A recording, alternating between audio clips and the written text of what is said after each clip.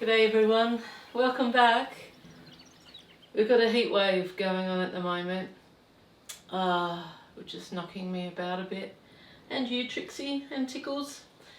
Anyway, it's going to be about 10 degrees cooler next week, 10 degrees Celsius, so that's going to be lovely. I found that my desk over there actually gets the morning sun a little bit too brightly, so I'll find a solution for that later. But I'm working on a huge video project, and so this is a comfortable way to do it. It's a video project for those of you who end up on my page wanting some more information about regret-free living. So I've been working on that during this heat, and it's been nice. I haven't been outside so much. The grass is... Hop down, darling. The grass is almost crackling under feet. It's dried out so much out there. We've got a really big storm coming this afternoon apparently, and hey, don't fight, you two, hey? Come here, sweetie. Anyway, just want to say hi and welcome back, and I'll show you a bit of what's been happening this month, and it's lovely to be back. There's been a lot going on, but in a slow and local way. Just local as in on my property. I've got to go to town tomorrow, haven't I, honey? I don't really like going out so much anymore. Anyway, on with the show.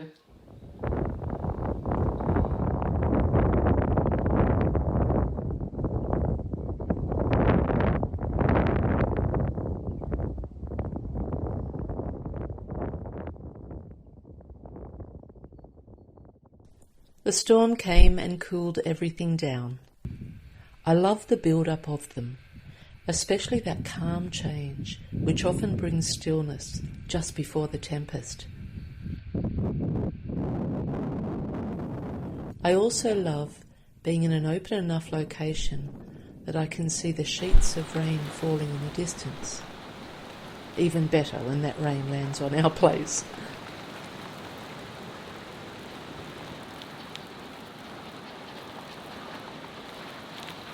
When you're dependent on tank water for your survival and your gardens, every drop matters.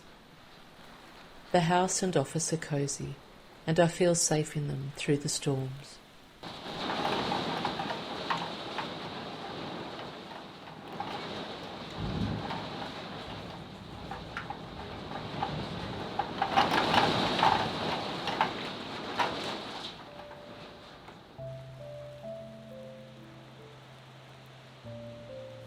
My garden recovered from the wildlife attack last month. Nature is so resilient. We are too. We're a part of nature, and in life's storms, we somehow also find our own resilience. Some of my seedlings are coming along well, though I may have started others a bit too late as they seem to be remaining dormant. Time will tell. My greenhouse, also known as the plastic celery container, has worked fabulously. Some of the red flowering gums from last episode are already sprouting. My veggies are coming along too.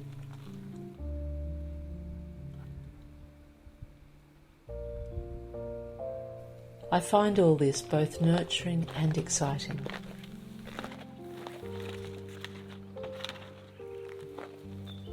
The first flower from a seed finally bloomed, and to make it even more special, it wasn't from a packet of seeds I'd bought, but from my previous neighbour Mona. We'd collected the seeds together in her garden at the end of last season. Mona has now passed on, so it felt special to see this one be the very first. And my first look at it was also delivered with a baby ladybug. It's wonderful to watch the changes.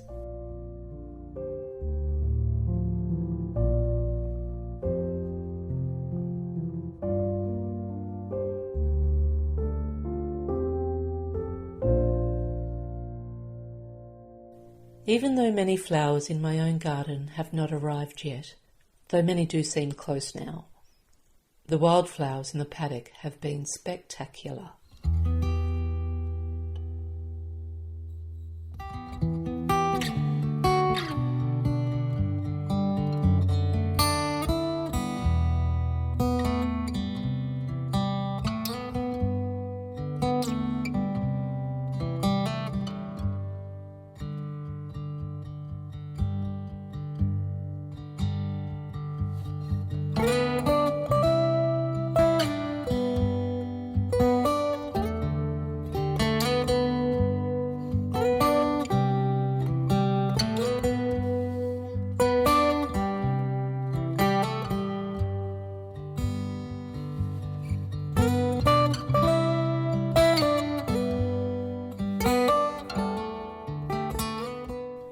I don't know why I didn't see this volume of wildflowers in the first 2 years of owning the land.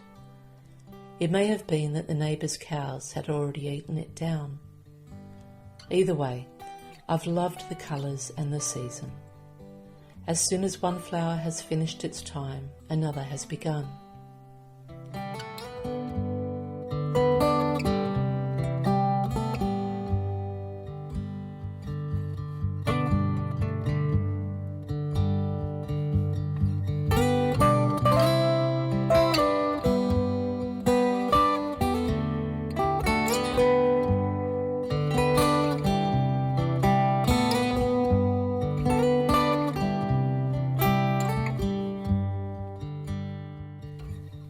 I don't think I could truly appreciate how alive this place was by just visiting. Those first 2 years seem a blur or a diluted experience to what I am living now. I think a part of that is also the blessing of me working from home, as so many special moments happen in the quiet times when there are no visitors or other human activity. I so love the randomness of it all, and not knowing from one moment to the next what other creatures call this place home. This little family of ducks wandered by. I've seen them near the dam, but they enjoyed spring's offerings of seeds and wildflowers nearer to the house. Some deer were about a bit too. My new zoom lens has actually arrived, and it's great. But it's not only too heavy for my hands, it's also too heavy for my tripod. So now I'm waiting on a special tripod. So hang in there, friends, we will get there. The cockatoos are a noisy bunch, but have at least stayed out of my garden this month. I'd have loved the zoom lens here.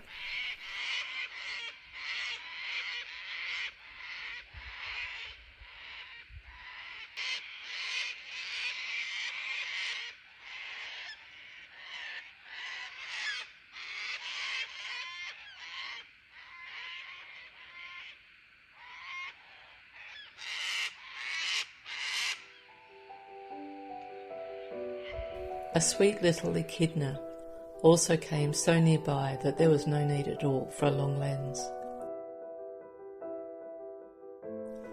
They're pretty solitary, gentle creatures. I hope she or he comes back another time.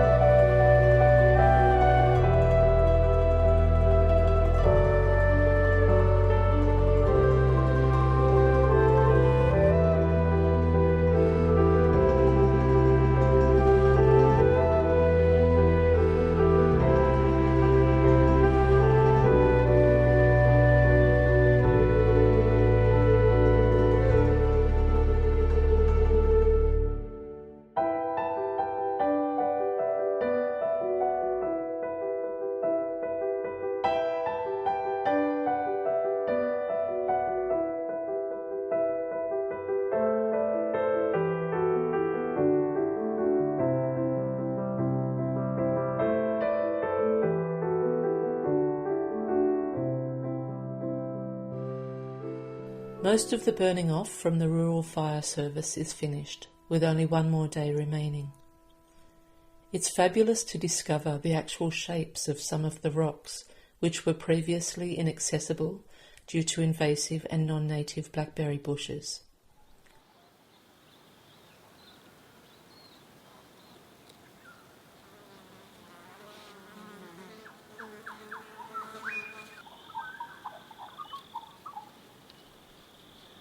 I'm so grateful for the help that life sent me through this team.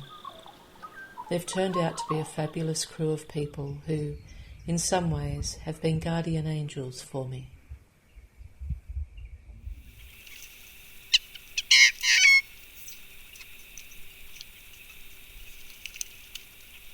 Life at the bird bath has increased. I love that I can see a lot of what's going on over there from the house, or when walking between the house and the office several thousand times a week. A rhythm is starting, and I see some birds at similar times each day. A few I didn't know have started frequenting the bath, so I did some research. This one, which I love but my daughter hates, she says it looks like a vulture with a wart on its beak, is actually called a noisy friar bird. It's here every day. The word spread, and another has arrived with it.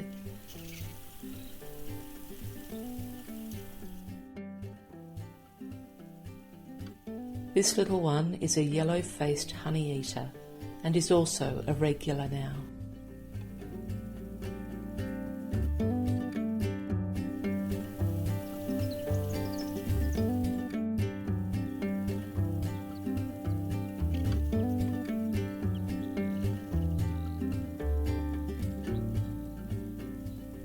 I like them all, including this red wattlebird.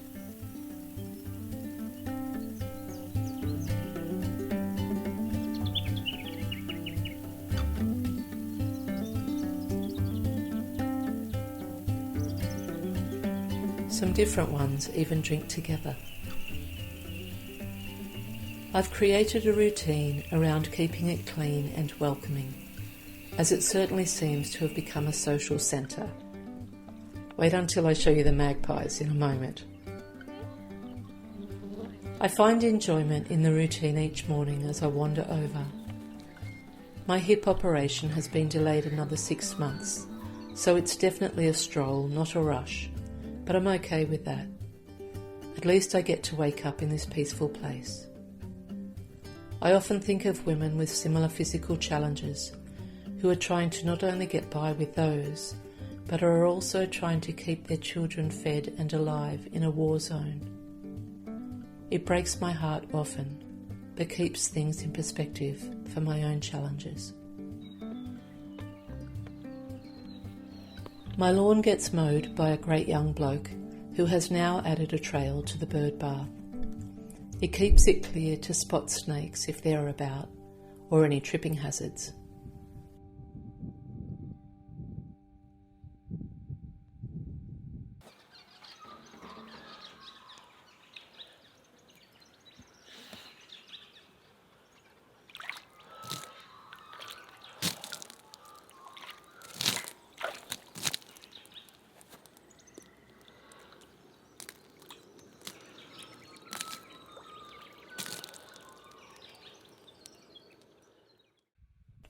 Once the bath is cleaned and the camera switched on, I leave it to the birds. I don't put the camera on every day anymore as it's getting so busy over there. There is peace to be found in the simple routine of attending to it.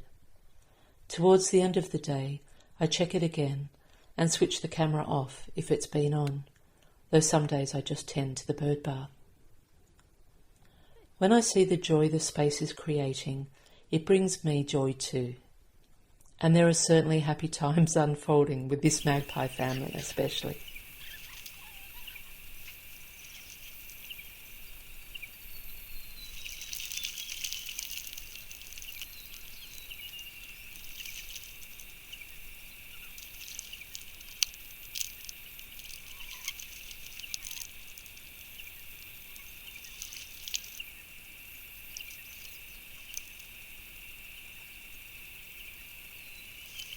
The young ones are like any young ones, ready to play and even mischievous. One keeps attacking the camera, but thankfully it's been built sturdy enough. How they love the water though. Another routine continues of wandering up the hill most afternoons, when the heat has left and the light softened.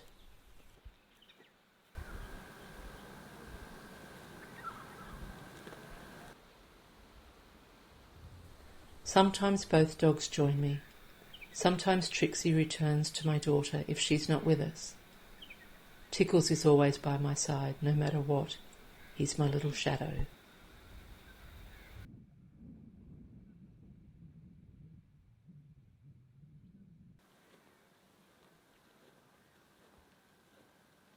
But it's not just the light that has softened. My heart has too. I've had to make a couple of huge decisions in my work this month. Nothing to do with the project I'm currently working on though. That will be a free offering anyway. No, it's been a decision that involved quite a financial risk around a long-term project. But the peace I live with out here helps me tune into my heart and not let my mind create unnecessary fear. I trust I've made the right decision and that my courage will be rewarded further down the track. I just can't be driven by anything out of alignment with my heart, and this place helps me hear it so much more clearly.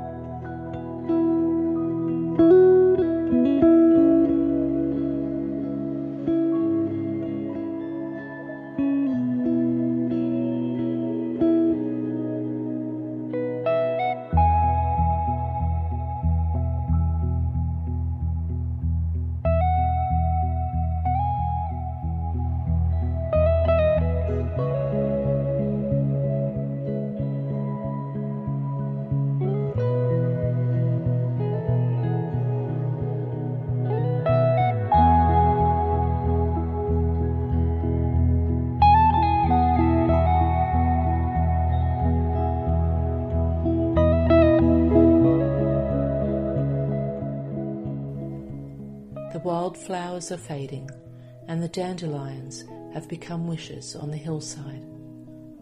I think that perhaps their wish is for us to be kinder to the earth. And to do that fully, we also have to master being kinder to ourselves, to each other, and to all living things. We are all one, and we are all in this together.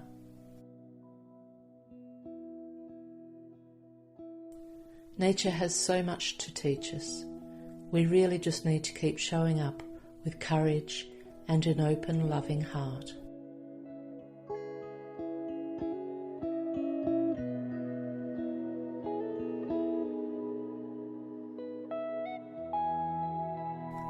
Thanks for tuning in. See you next month.